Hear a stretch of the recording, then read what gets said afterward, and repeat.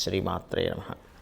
ప్రేక్షకులకి ఆ లలితాంబిక అమ్మవారి యొక్క అనుగ్రహం పరిపూర్ణంగా కలగాలని మనస్ఫూర్తిగా కోరుకుంటూ మనం ఈరోజు చెప్పుకోబోయేటువంటి టాపిక్ ఏదైతే ఉందో, ముఖ్యంగా ఈ యొక్క అక్టోబర్ మాసంలో 1వ తేదీ నుంచి నెలాఖరి వరకు ఉన్నటువంటి గ్రహస్థితి ఏ విధంగా ఉంది అని ముఖ్యంగా ముందుగా చూసుకున్నట్లయితే, ఈ యొక్క మాస ఫలితాల్లో కుజుడు మిథునంలోని, అదేవిధంగా గురువు వృషభ రాశిలోని మనకి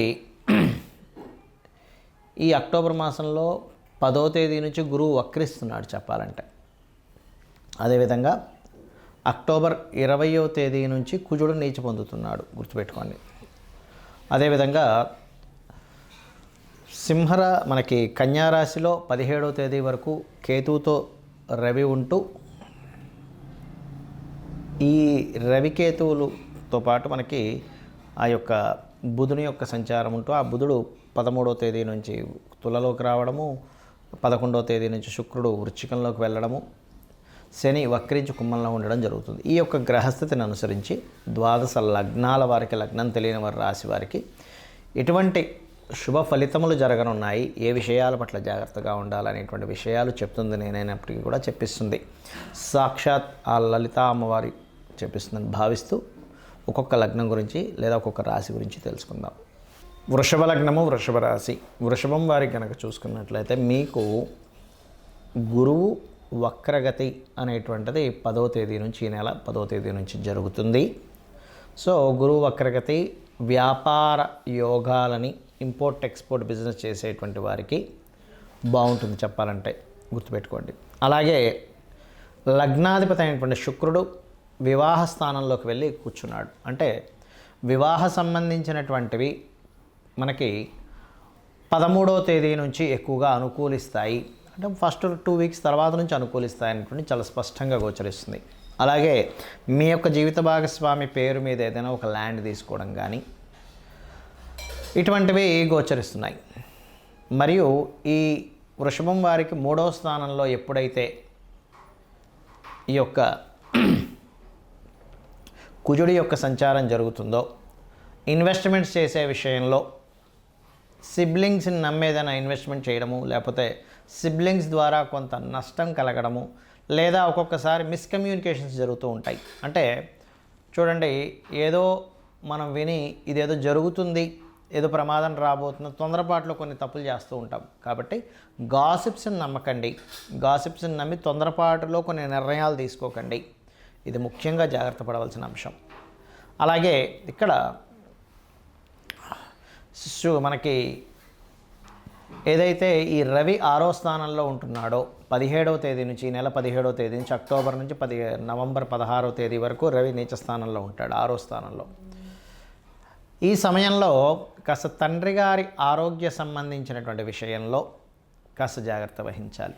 అదేవిధంగా మీరు ఏదైనా ప్రాపర్టీస్ తీసుకునేటప్పుడు 4వ అధిపతి నీచ కదా, కాబట్టి కొన్నిసార్లు గవర్నమెంట్ రిలేటెడ్ సంబంధించిన కొన్ని ఆంక్షలు ఉంటాయి. కొన్ని ప్రదేశాల్లో చూసుకోకుండా కొనేసుకుంటాం. 4వ స్థానం అనేది ఆస్తికి సంబంధించినటువంటిది, ఆభరణాలకు సంబంధించిన, వాహనాలకు సంబంధించిన, మాతృమూర్తికి సంబంధించినటువంటి స్థానంగా చెప్తూ ఉంటారు. ఈ ఆధిపత్యం వహించినటువంటి గ్రహం నీచ పొందుతున్నాడు కాబట్టి ఈ యొక్క అంశాల్లో చాలా జాగ్రత్తగా ఉండాలి. రుణాలు లభిస్తాయి బుధుడు 6వ స్థానంలో ఉన్నందుకు. అలాగే కొన్ని నిర్ణయాలు తీసుకునేటప్పుడు కూడా కాస్త చూసి నిర్ణయం తీసుకోండి. కాకపోతే 3వ స్థానంలో కుజుడు ఉన్నందుకు కొంత మొండి ధైర్యం పెరుగుతుంది. మొండిగా నేను ఏదైనా చేయగలననేటువంటి ఒక ధైర్యం కూడా పెరుగుతుంది. దీనివల్ల ఇది ఒక మంచికి కూడా చెప్పొచ్చు. కాకపోతే ఒక్కొక్కసారి మొండి ధైర్యంలోనే కొన్ని తప్పిదాలు చేస్తూ ఉంటాం. ఈ యొక్క విషయాల పట్ల కాస్త జాగ్రత్తగా ఉండండి. కొన్ని లక్కీగా కొంత ప్రాపర్టీ రిలేటెడ్గా కూడా కలిసి రావడం ఎందుకు అంటే, ఈ రవి మీద కుజుడు దృష్టి ఉంది. అదొక రకమైన నీచభంగ రాజయోగాన్ని ఇస్తూ స్ట్రెస్ కూడా ఇస్తుంది. ఇక్కడ 2 రకాల ఫలితాలు జరుగుతూ ఉంటాయి ఇక్కడ. ఇక మీరు చేయవలసినటువంటి దేవత ఆరాధన ఏమిటి?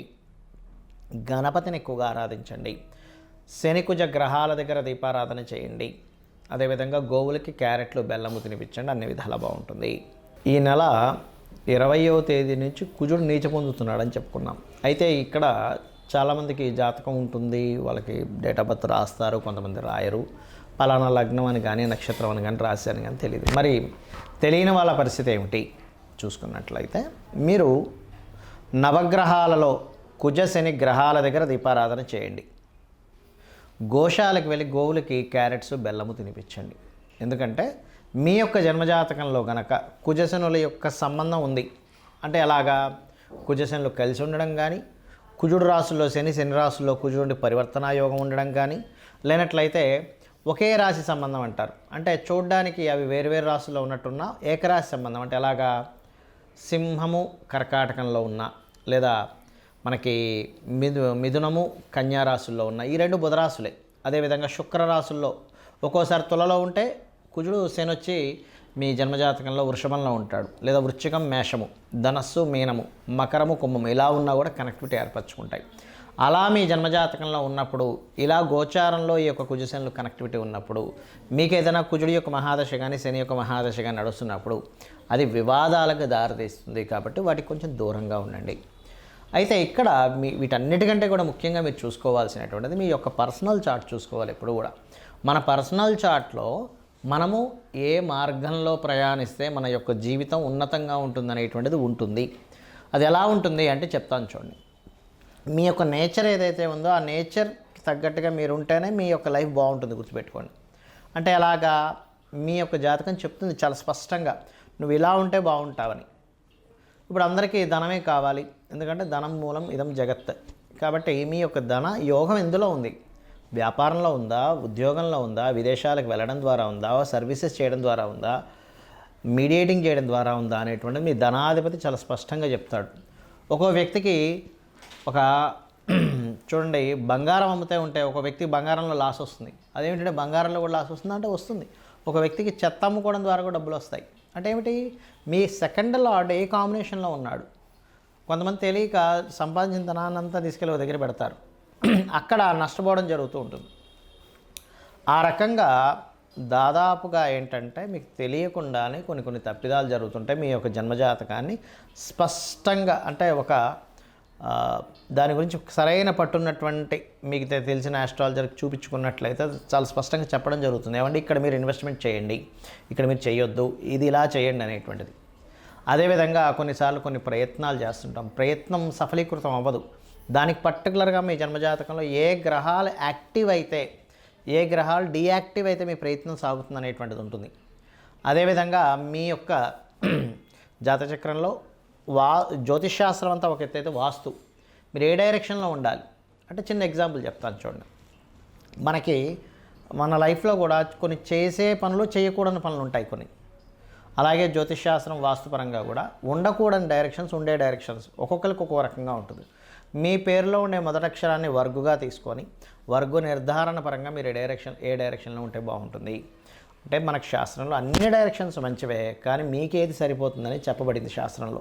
మీ పేరులో ఉండే మొదటి అక్షరాన్ని మీకుండేటువంటి మీరుండే డైరెక్షన్ని తీసుకొని దాన్ని క్యాల్కులేట్ చేస్తారు. దాన్ని వర్గు నిర్ధారణ అంటారు.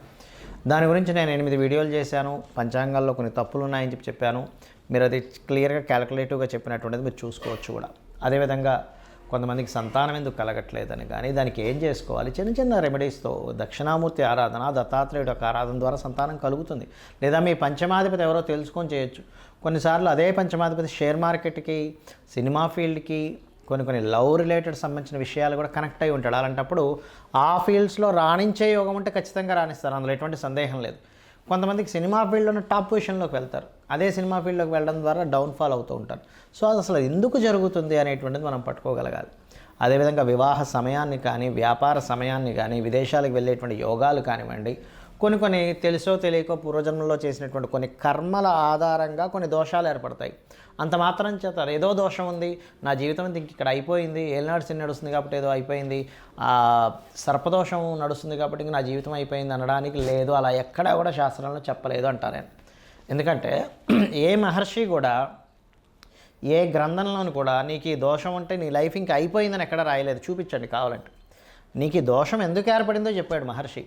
నువ్వు ఈ కర్మని చేసావు కాబట్టి నీకు ఈ దోషం ఏర్పడింది. ఈ యొక్క దోషాన్ని కర్మ విపాకము అనేటువంటి గ్రంథంలో దీన్ని ఎలా తీర్చుకోవాలి, నువ్వు కొన్ని మంచి పనులు చేసుకుంటూ అమ్మవారి పాదాలు పట్టుకుంటూ, లేనట్లయితే దానికి సంబంధించిన ఒక నామాన్ని జపం చేస్తూ దానం ఇస్తూ లేదా కొన్ని దేవతా సంబంధించినటువంటి కొన్ని హోమాలో యజ్ఞాలో లేకపోతే కొన్ని కార్యక్రమాలు పేదవాళ్ళకి సహాయం చేస్తున్నావు, గోష్ఠి సేవ చేసుకుంటూనో నువ్వు బయటపడొచ్చు అని చెప్పారు. కానీ నా జీవితం ఇంతే, నాకు ఈ సర్పదోషం ఉంది కాబట్టి నా జీవితం ఇంతే, నాకు ఏలినాడ్సని నడుస్తుంది కాబట్టి ఇంకేమీ కలిసి రాదు, ఇంట్లో కూర్చోవాలనేటువంటిది ఏ మహర్షి ఎక్కడా చెప్పలేదు. ఇది ఫస్ట్ గుర్తుపెట్టుకోండి. ఎందుకంటే జ్యోతిష్శాస్త్రం అనేటువంటిది వెలుగును చూపించే, జ్యోతి అంటే వెలుగు. అంతేగాని ఇంకా నా జీవితం ఇంతే అనుకోవడానికి జ్యోతిష్శాస్త్రం చూసుకోవాల్సిన అవసరమే లేదు. జ్యోతిష్యం కానీ వాస్తు కానీ మన యొక్క ఉన్నతి కోసం ఉన్నటువంటివి. కాబట్టి దయచేసి నేను మీకు కొన్ని సూత్రాలు చెప్తాను. మీ జాతకం ఎలా ఉన్నా సరే ఇవి కనుక పాటించారో అద్భుతంగా ఉంటుంది. ఏమిటంటే పొద్దున్నే సూర్యోదయానికి ముందే స్నానం చేసి దీపారాధన చేయండి. Point number 1. మీకు దగ్గరలో ఉన్నటువంటి గుడికి వెళ్ళండి రెగ్యులర్గా. Point number 2. పాయింట్ నెంబర్ 3 ఏమిటి అంటే మీరు వీలున్నప్పుడల్లా కూడా గోశాలకు వెళ్ళి గోవులకి ఏదైనా దేశీవాళ గోవులకి ఏదో ఒకటి తినిపిస్తూ ఉండండి. 4వది మీకు తోచిన సహాయం పేదవాళ్ళకి ఏదో ఒక రూపంలో ఇస్తూ ఉండండి. ఇది మీకు చాలా, లేదా పక్షులకి జంతువులకి ఏదో ఒకటి తినిపిస్తూ ఉండండి. 5వ పాయింట్ ఏంటంటే వీలున్నప్పుడల్లా 4 డబ్బులు ఉన్నప్పుడు క్షేత్ర దర్శనం చేయండి. ఏ క్షేత్రంలో ఏ గంధర్వుడో మహర్షో లేకపోతే యక్షుడో ఏ సిద్ధుడో మీకు తెలియకుండా సూక్ష్మ రూపంలో ఉంటూ మీ యొక్క కర్మను తొలగించేటువంటి యోగం మీకు పడుతుంది.